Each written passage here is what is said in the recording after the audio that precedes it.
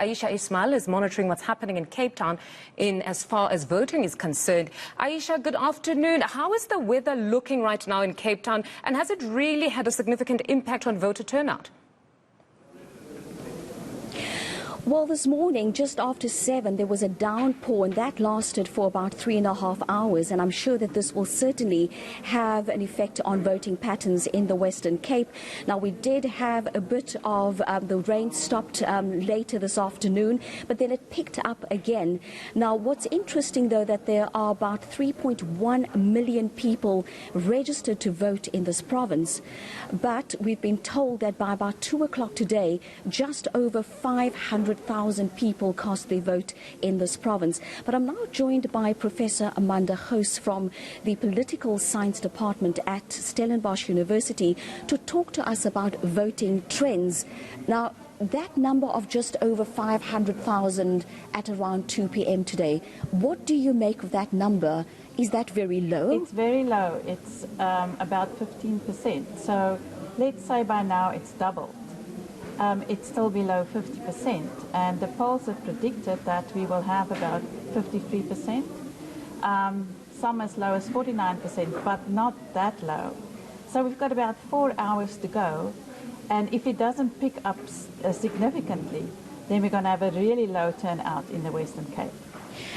And what about the weather? I mean, you know, in the Western Cape, and particularly here in Cape Town, we know we can have 4 seasons in one day, and at some of the polling stations that I went to earlier today, I saw people leaving as soon as it started to rain. And they were saying they were going home, but that they would come back after the rain. There's no guarantee that they will return, right? Well, also because the rain didn't stop. I voted in Stellenbosch this morning around 7:30, and then it was raining. And when I drove here to the results centre around 4 o'clock, it was still raining. So, yeah, there are no guarantees that people will come back. And nobody fancies standing in the rain, right? And the lines were quite long where I voted. So, yeah, I think it will have a serious impact on the turnout.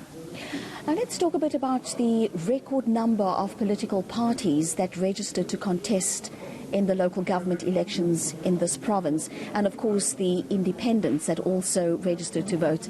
Do you think that let's call it the traditional parties, do you think that the independents will make some inroads and snatch some wards away from the other big parties?